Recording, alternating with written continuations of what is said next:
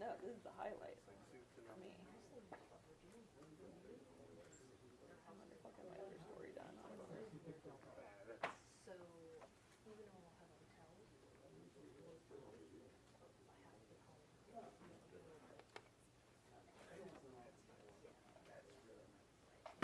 Cincinnati.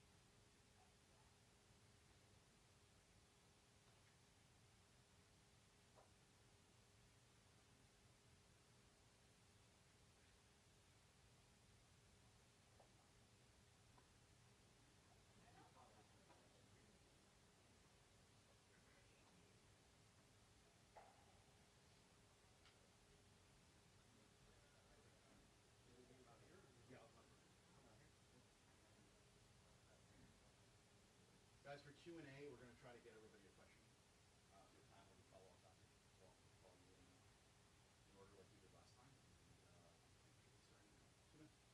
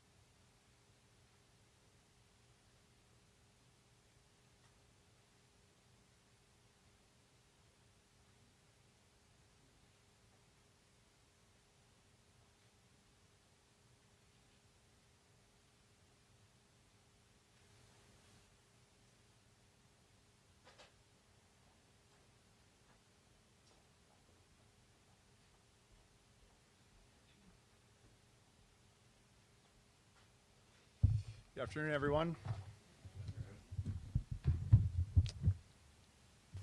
So in today's hyperdynamic threat environment, the mission of the Secret Service is clear. We cannot afford to fail. After reviewing the planning, event details, and coordination with partner agencies regarding the attempted assassination of former President Donald Trump on July 13th, our mission assurance review is nearing its completion. As I've said, this was a failure on the part of the United States Secret Service. It's important that we hold ourselves accountable for the failures of July 13th, and that we use the lessons learned to make sure that we do not have another failure like this again. The findings of the Mission Assurance Review have prompted the Secret Service to move into the accountability phase of this process. The Office of Professional Responsibility and the Office of Integrity are reviewing the findings. And as a result of these failures, what has become clear to me is we need a shift in paradigm in how we conduct our protective operations. As was demonstrated on Sunday in West Palm Beach, the threat level is evolving and requires this paradigm shift. But here are some of the findings from this Mission Assurance Review. With respect to command and control of the site in Butler, Pennsylvania, the Secret Service has the main responsibility of building the site plan. We cannot abdicate or defer our responsibilities to others. Advanced team personnel have an obligation to ensure that each site meets the protective requirements and principles of Secret Service methodologies. The Secret Service did not give clear guidance or direction to our local law enforcement partners. There were communication deficiencies between law enforcement personnel at the site. For example, the Secret Service did not co-locate its security room with local law enforcement. There was an over-reliance on mobile devices, resulting in information being siloed. For example, at approximately 18:10 local time, Secret Service informed personnel that local police were addressing an issue at the 3 o'clock of the outer perimeter. At approximately 18:10 local time, via phone call, the Secret Service security room calls the counter-sniper response agent reporting an individual on the roof of the AGR building. That vital piece of information was not relayed over the Secret Service radio network. At approximately 18:10 and 54 seconds, verified through body camera footage of local law enforcement, officers confront the assailant on the roof of the AGR building. At 18:11:05, via phone call, the site agent calls the assistant site agent to find out what exactly is going on at the 3 o'clock, and during that call, shots ring out. At 18:11:32, verified through body camera footage, the first series of shots are fired by the assailant. At 18:11:36, again verified through body camera footage, a second series of shots are fired by the assailant. At 18:11:47, through body camera footage, Secret Service counter-snipers neutralized the threat. With respect to diligence, line-of-sight issues were acknowledged, but not properly mitigated. Issues were encountered the day of the visit with respect to line-of-sight concerns, but they were not escalated to supervisors. While some members of the advance team were very diligent, there was complacency on the part of others that led to a breach of security protocols.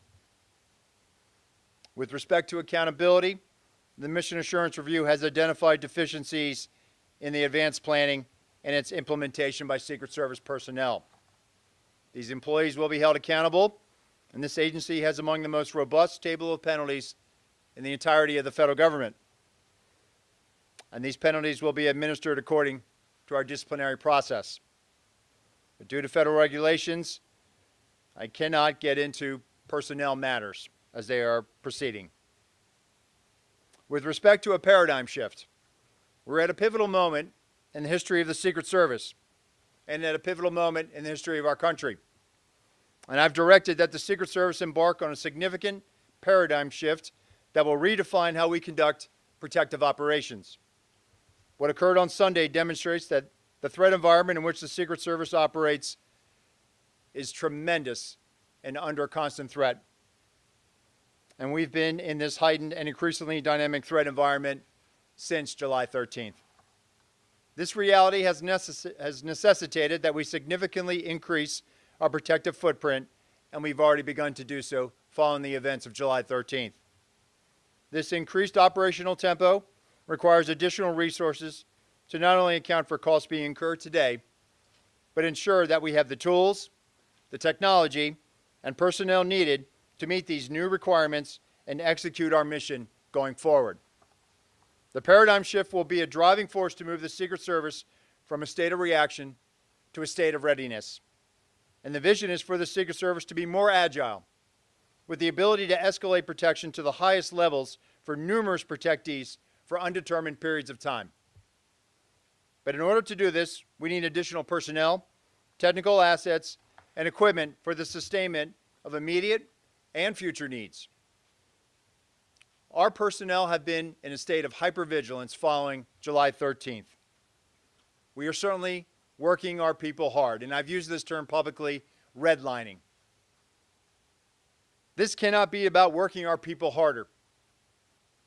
So with respect to changes, the workforce, the American public, they can expect changes in our processes for advances. There will be an increased use of technology, not only to assist in communications, but also situational awareness when we're doing our protective mission. There will be organizational changes. For example, I've already directed the creation of an applied research and development section to field new technologies, leverage the research of other government agencies, and calibrate our technical security assets to stay ahead of threat vectors and technical collection impacting Secret Service equities. This will be an iterative process, meaning it will be constantly evaluated, validated, updated, and evolving. We cannot be stagnant. And we must be weaned off the reliance of partners within DHS to assist us during high operational times.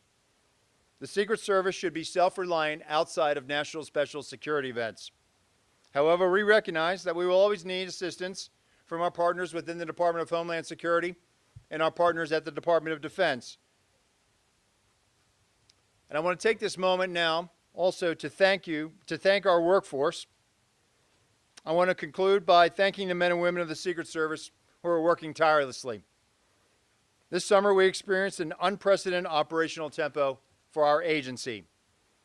Within a 45-day period, the Secret Service successfully implemented our operational security planning at 3 national special security events: the NATO Summit, the Republican National Convention, and the Democratic National Convention.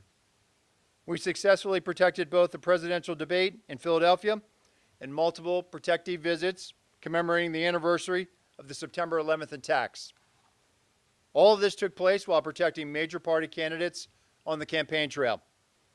This high operational tempo continues as the Secret Service prepares for the United Nations General Assembly next week, where we expect to protect more than 140 visiting world leaders and heads of state.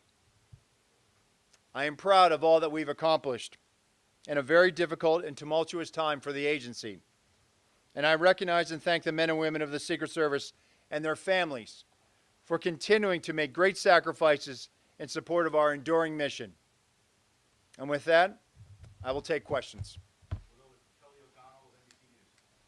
Director, given all of the attention and scrutiny related to these events, Sir, given all the attention and scrutiny related to these events, do you believe your highest level protectees will now need to campaign differently in how they organize their events and in how they live their daily lives, things like trips to golf courses or recreational time? Will they have to live differently in order to be safe? Well, ultimately, Kelly, it's the responsibility of the Secret Service to make sure that we provide a secure environment for our protectees.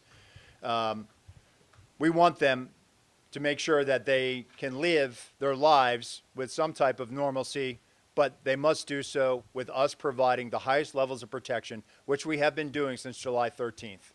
And so it's ultimately our responsibility to make sure that wherever our protectees go, we are creating a safe environment. And that comes back to us being able to use our methodologies to use our redundancies, our systems that we have in place to create those secure environments. Do they need to campaign differently and stuff?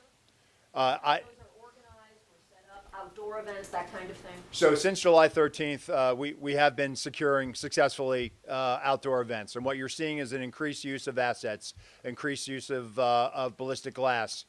So we certainly make sure that when they are out there at an outdoor venue, that we are using our protective methodologies to create that safe environment. Hello, Director. Thank you for taking the time. Could you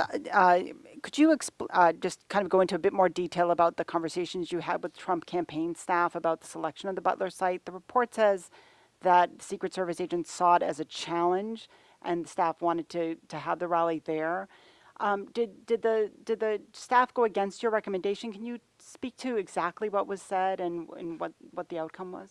So, listen, the staff chooses a site, and ultimately it's on the Secret Service to secure it. So when the site was selected, the advance team went about identifying areas of concern. The AGR building was one of those hazards that was identified. But let me just be clear, Maria, ultimately it is the Secret Service's responsibility to secure a site. We certainly have conversations, and it doesn't matter whether it's a campaign staff or a White House staff. We have conversations, and we have very good working relationships with those staffs. But ultimately, it is the Secret Service's responsibility to secure a site.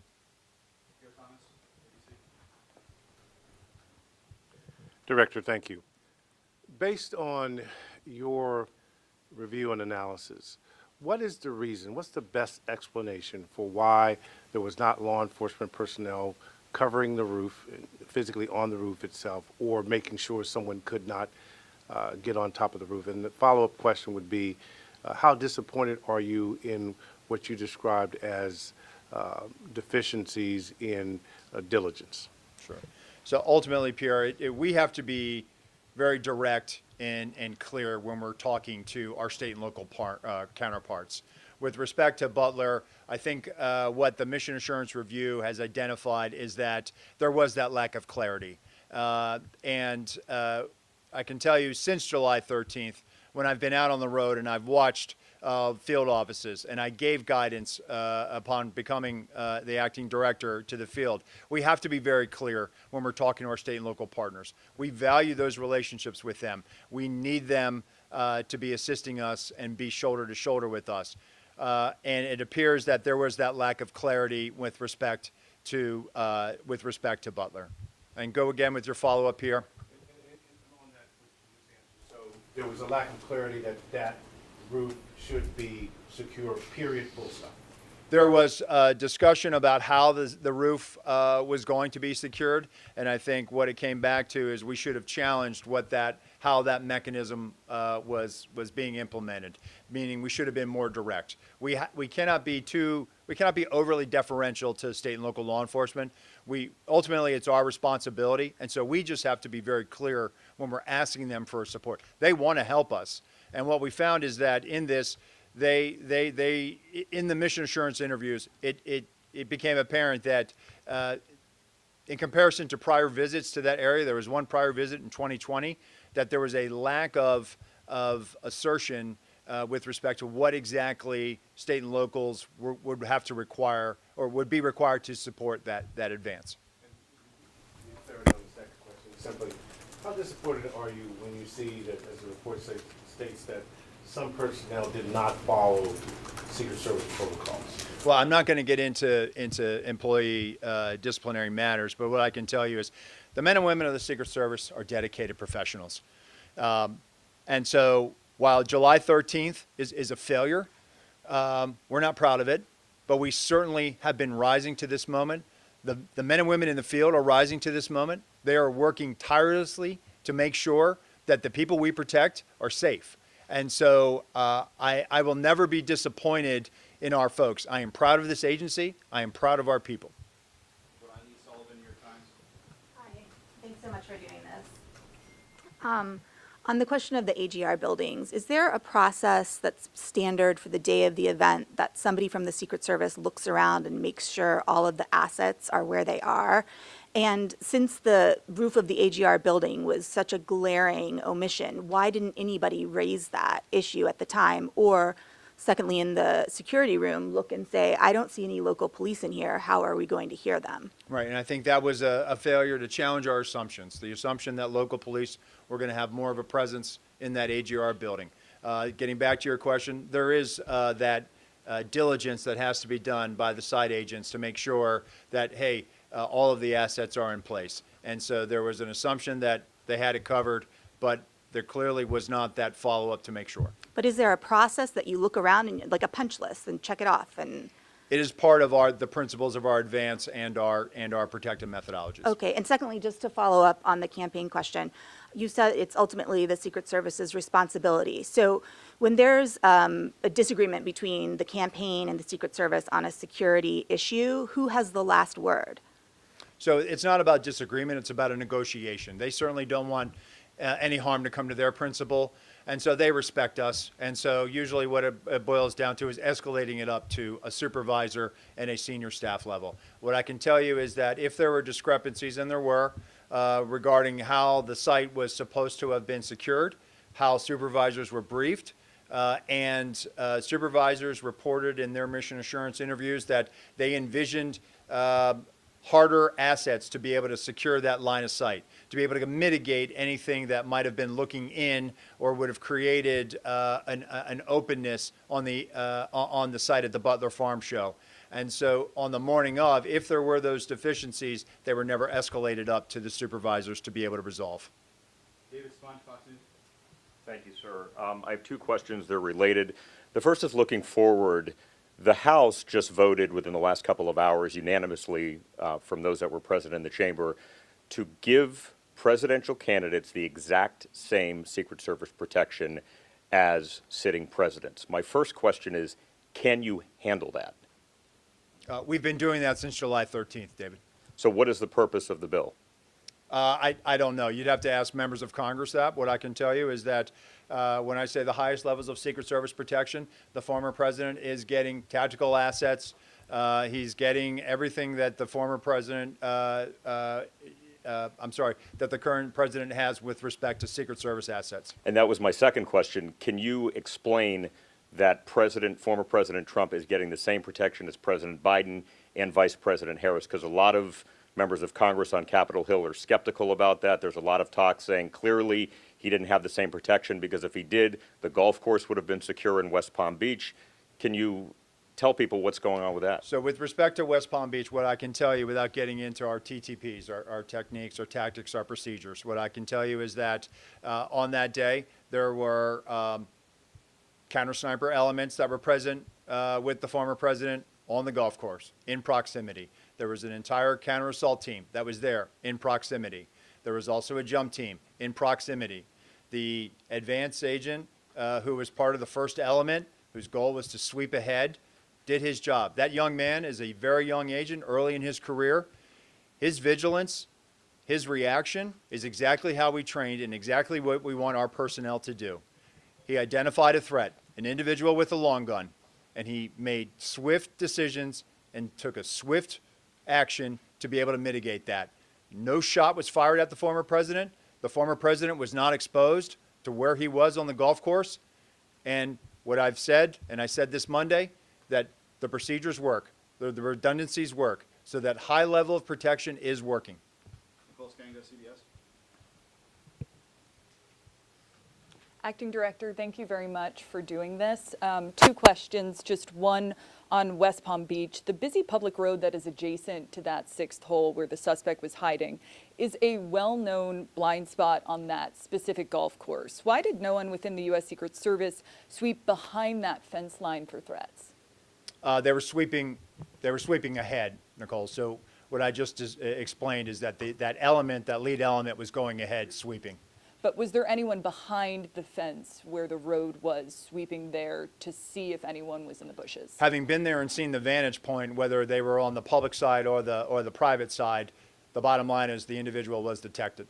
On Butler, you testified before Congress that all assets requested for the Butler rally by Trump's detail were approved. But there are Secret Service assets that may have prevented the tragedy on July 13th, most notably a counter-assault advance team that would have surveyed the site ahead of time or enhanced counter-drone protection that might have prevented the tragedy. Were those specific assets requested by Trump's detail? If they were they denied? And if they weren't, why weren't they requested? So the counter-assault team had an element that was there that had embedded with local law enforcement, so we had tactical elements in place.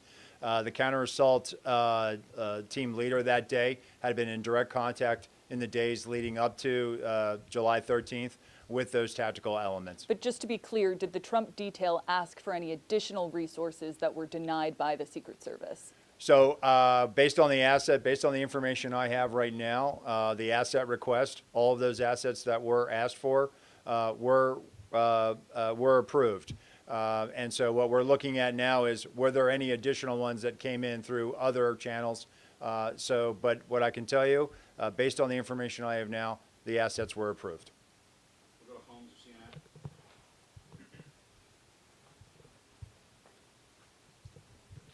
Two questions. When we're talking about Florida and the idea that this was the Secret Service working as it should, does this mean that no security will change for Trump when he goes golfing again? Well, I think what we try to do, Holmes, after every incident, we look at it. What could we have done better? We look at everything. And it doesn't matter whether there's a critical incident that occurs. So we are looking and we're reevaluating to look at, do we need? I've had conversations with Sheriff Bradshaw in Palm Beach County. And so I will leave it to the local field office to carry on those conversations about making changes. That's where I'll leave that.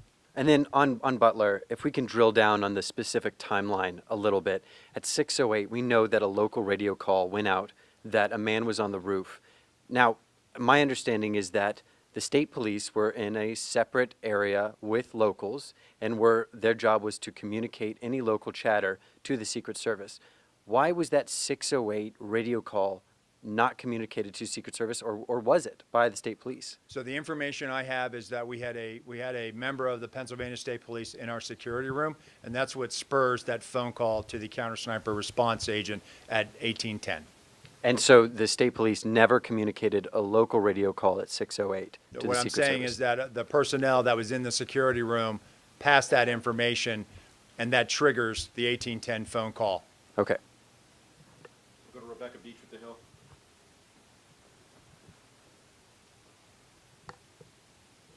Hi, I know Congress has sounded a little resistant lately in terms of what it might do for funding for the Secret Service. Given the sort of paradigm shift that you've laid out today, I'm curious what you'll be looking for from Congress and sort of what you're seeking from lawmakers to carry that out.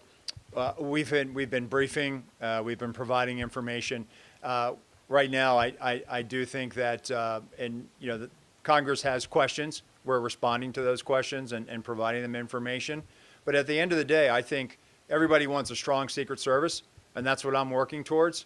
That's what members are working towards, and so we'll continue to have those conversations. We'll go to Claudia with Univision. Hi, thank you so much for doing this.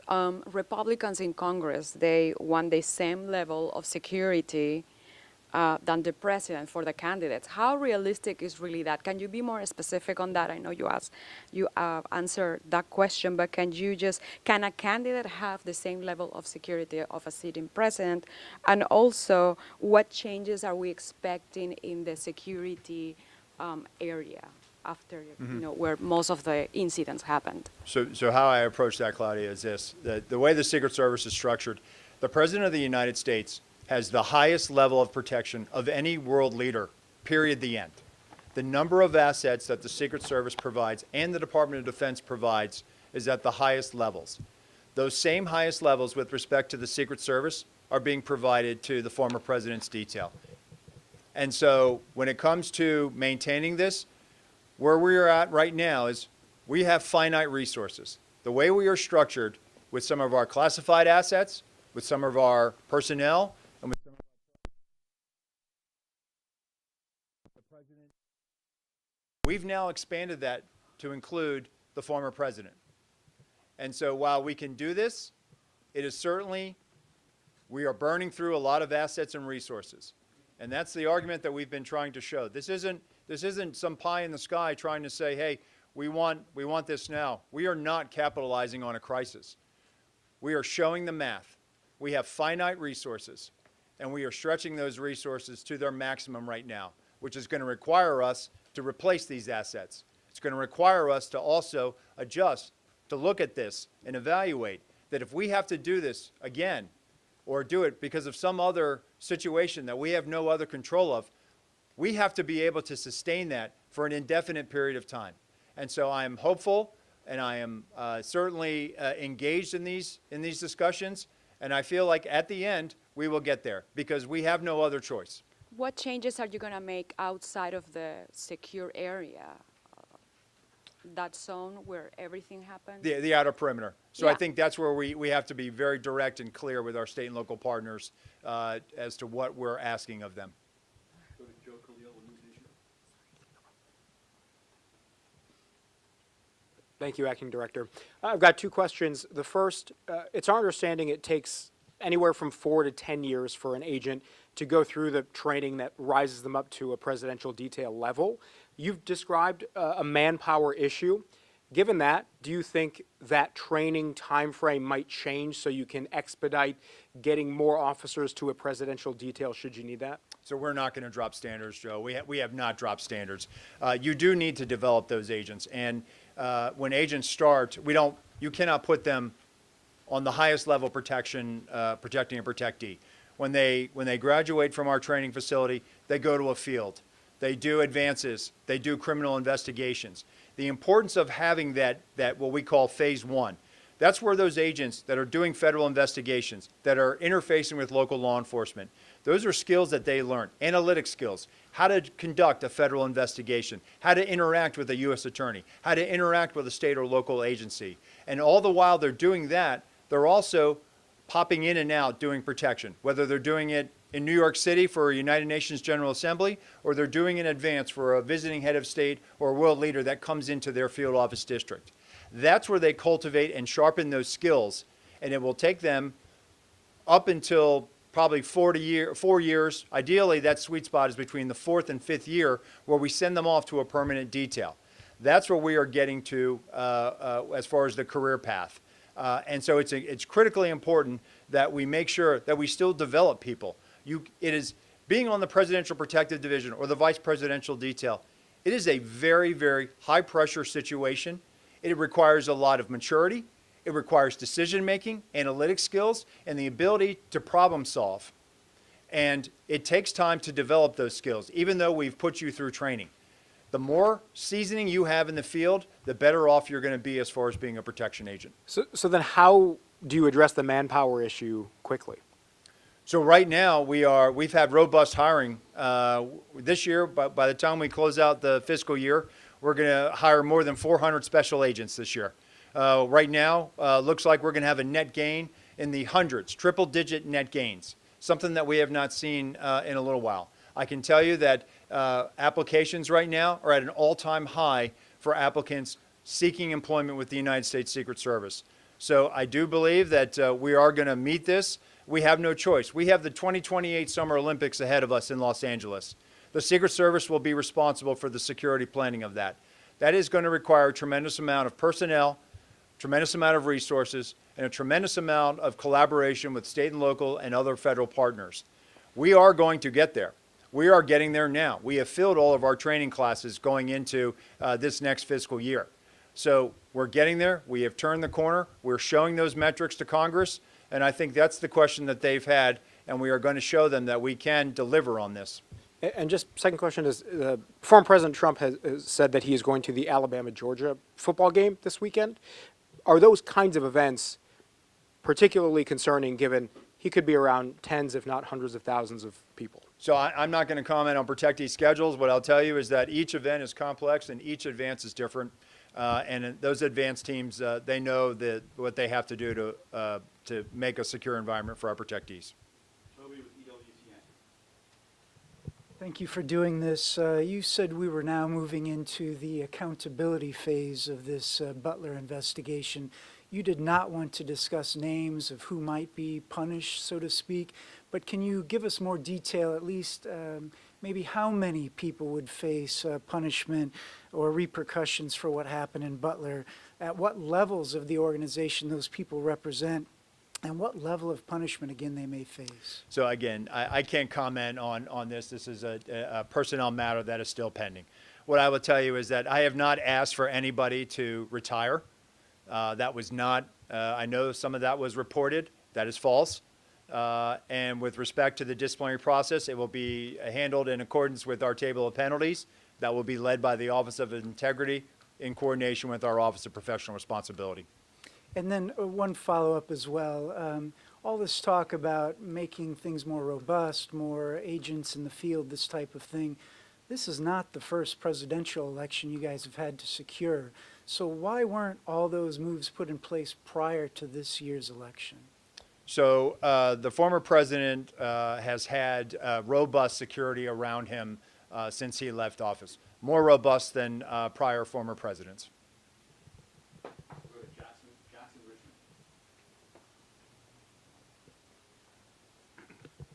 Thank you, Acting Director Rowe. Jackson Richmond, Epoch Times.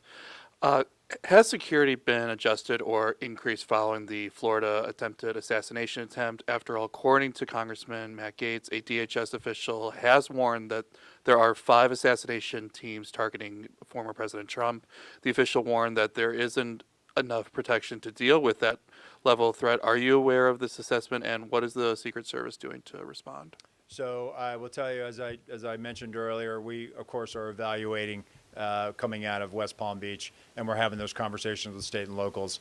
I'm not going to talk about unnamed sourcing or the report you mentioned. I'm not familiar with that. And local law enforcement doesn't have the same training that Secret Service agents do. Will the Secret Service be training local law enforcement ahead of events as to prevent another Butler? So right now we're actually having some very good discussions with the Federal Law Enforcement Training Center about developing a curriculum to assist our state and local partners. And you know what I'll say is some of the things that we've been talking about. Our state and local partners, and I know people have said they're not trained like the Secret Service. Men and women of law enforcement protect their communities every day. They understand how to handle a crisis situation. They understand how to respond to a violent felony in progress. They know what their jobs are. We certainly, when we ask them and enlist their assistance, we're relying on them. So I think it's important that we always try to give back to them, whether it's through training or forensic support or investigative support. And so one of the things that we're contemplating now is partnering with the Federal Law Enforcement Training Center to develop not only a law enforcement guide, but also develop a training curriculum through FLETC with a cadre of Secret Service personnel to be able to train them in the principles of advance. And that will only help them when dignitaries come to their district, or perhaps if they're protecting a mayor or a locally elected official. So we're all about giving back to them. Next month, we're going to unveil a guide on how to come up with a multidisciplinary threat assessment team that's going to be led by our National Threat Assessment Center. So we are very, very in tune with what our state and local partners, how they support us, and we are constantly evaluating what we can do to not only bolster those relationships, but give back to them. Thank you. Sadie Gurman, Wall Street Journal. Wow, you guys have covered a lot of ground with the questions.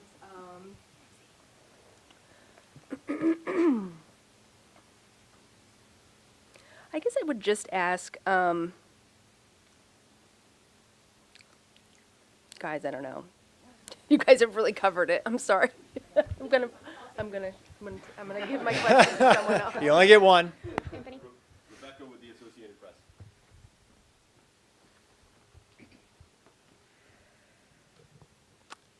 I'm going to go back to the line of sight issues and the roof issues. Can you just lay out very clearly who was responsible for security on those roofs? Was it the locals? What was the plan and how did it fail? And then also secondly, you keep talking about a paradigm shift, but what does that mean? Can you kind of detail what you mean by that? So with respect to the AGR building, and that's where you're going for, right? When we construct a site, not only are we worried about who can get into a site, but also who can look into that site. So there should have been clear direction about what we needed done at the AGR building.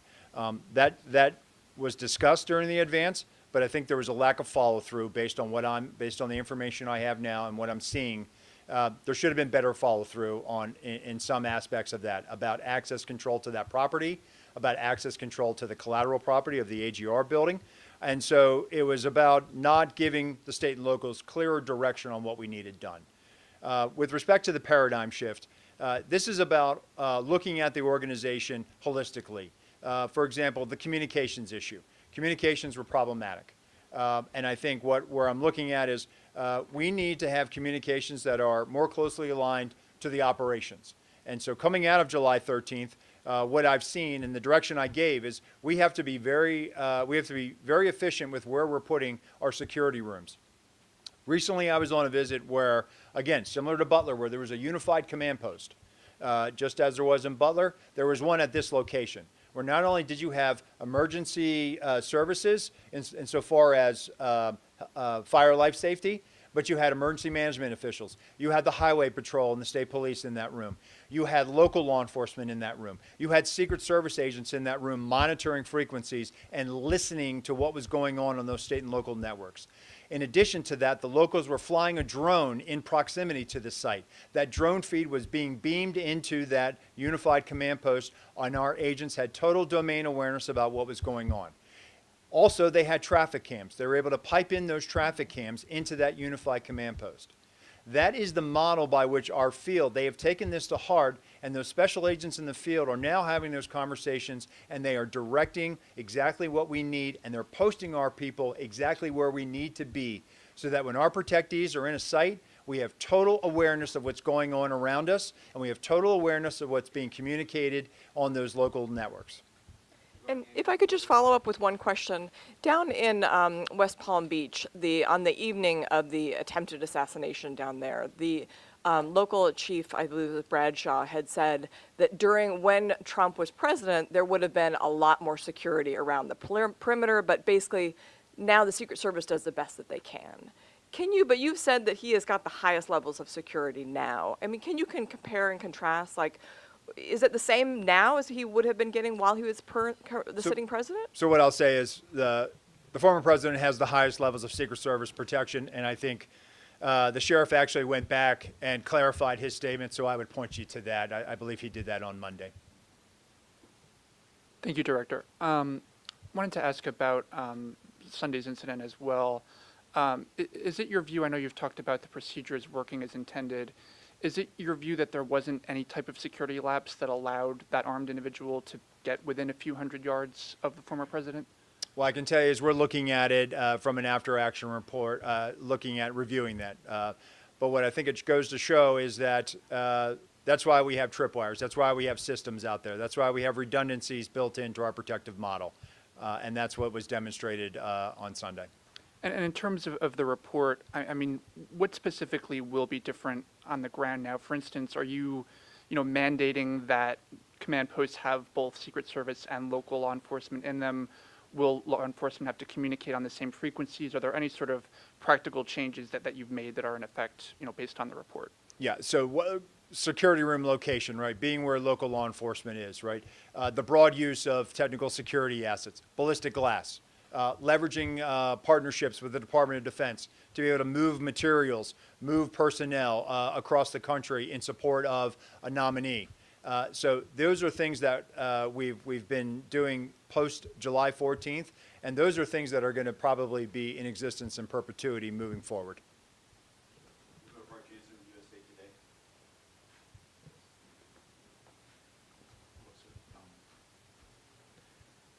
I also had a question about Florida.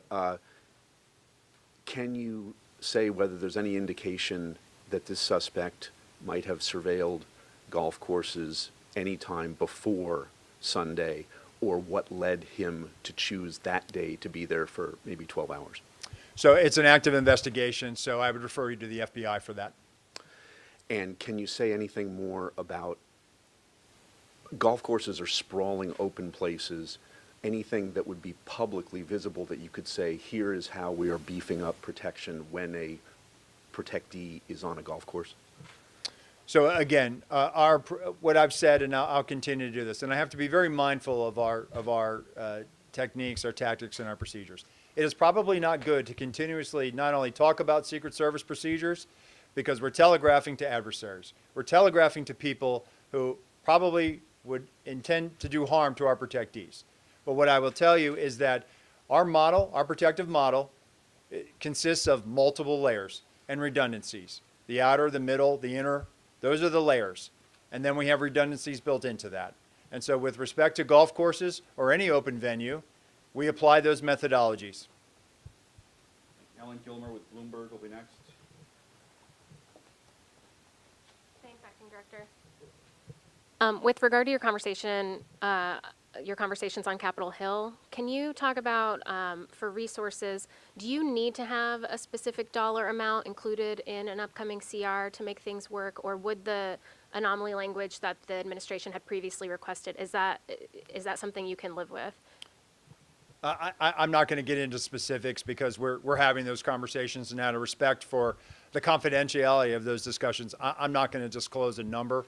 What I'll tell you is that we've made several presentations. We're working at the staff level, and we're having those conversations, and they're ongoing. And related to that, you mentioned earlier you want the Secret Service to wean itself from relying on other components of DHS in its protective mission. Is that contingent on getting those additional resources, either right now or at some point in the appropriations process? Well, I don't want to rule out that we'll never have to enlist the assistance of others through requests for assistance, and we do those memorandums, and we did that back for several presidential campaign cycles. But I think the importance here is we have to be able to, at a moment's notice, surge people to where they need to go. And if we're going to be having to mitigate, and that's what we do. We're in the risk mitigation business. We are not in the risk elimination business. And so we have to be able to have the personnel, the assets, and be able to spread those out for an indefinite period of time in the event that another situation, a geopolitical conflict, or some other tension requires us to do so. Ashley with the Examiner. Thank you. You've addressed the golf course incident in great detail, but I just want to ask, are you fully satisfied with the way the Secret Service managed the Florida incident on the golf course, or would you change anything? Can you answer the question that way? I'd say based on the information I have right now, I say that situation was managed according to our training. As soon as our agent discovered the individual, took swift action and took steps to neutralize that threat. Immediately upon doing so, he communicated over the radio. There was a communication of shots fired, which immediately, not only did our personnel assigned to the close protection of the president, of the former president, hear the shots, they immediately went into action. The counter-assault team went into action. The counter-snipers went into action. Supervisors and shift personnel immediately evacuated the president, took the most expedient route to where he needed to shelter in place. He had ballistic protection around him. They sheltered in place until they could determine, was this just the first wave of an attack? Immediately, local law enforcement assets responded to the scene.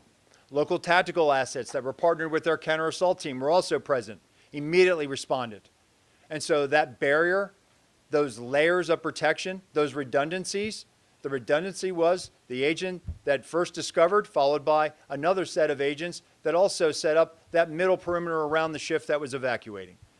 And so in the case of West Palm Beach, based on the information I have now, and again, we will review it, it appears that those agents, those supervisors, made swift decisions and made correct decisions.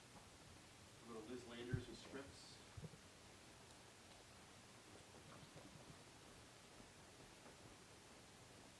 Thank you. Hi, Acting Director. I want to drill down on this issue of resources. You sent a letter to Senator Murphy and to Senator Britt on September 5th, and it became public.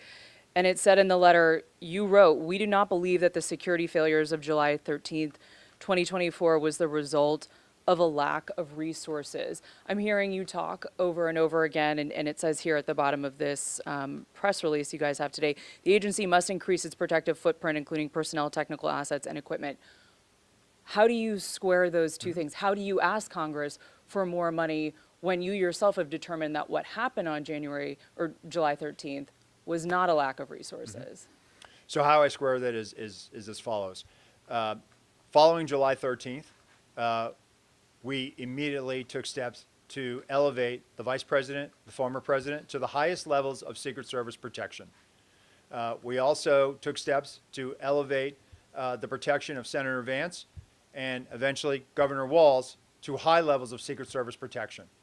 And what I was talking about earlier is the way we are structured, and I go back to this, the President of the United States is the most highly protected individual on the face of the world.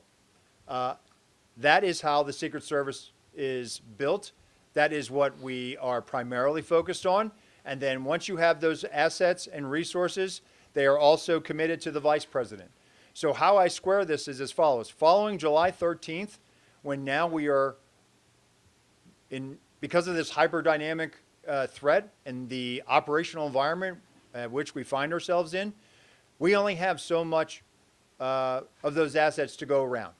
And so while we are providing them to the former president, we are providing them to the president, to the vice president, to other protectees. And so at this point, what I'm telling Congress is we can do this and we will do this, but there has to be a replacement. There has to be life cycle replacement on this. There has to be, if we're going to be called upon to do this again or do this now, because the threat is not waning. The threat is not going to evaporate anytime soon. And so we have to be prepared for this. And that is the argument that we have been making, and we have certainly made some inroads, and we're having these productive conversations with the Hill. Can I just ask you also, will the Secret Service have the resources to protect the Capitol on January 6th? I know that's now been designated. The agency will be leading the protective services detail for that day. You're describing protecting all these different people right now. How will January 6th play out? So the January 6th proceedings were designated a national special security event.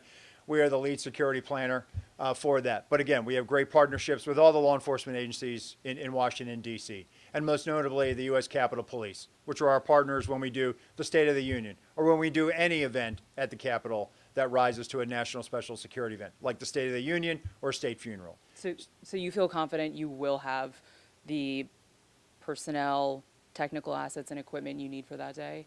We will have what we need. Director, last question is going to go to the pool. Blue Park.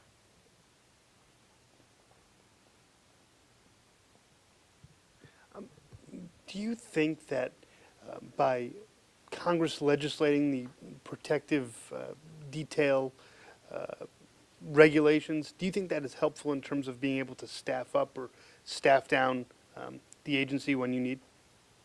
So I have not done an analysis of the legislation. I assume it's pretty direct. But look, as I stated, I'm sure Congress wants to make sure that the Secret Service is strong. I don't know the intentions behind this piece of legislation, but what I'll just point back to, coming out of Butler, coming out of July 13th, we've been providing the highest levels of Secret Service protection to the former president. Thank you. All right, thank you, everyone.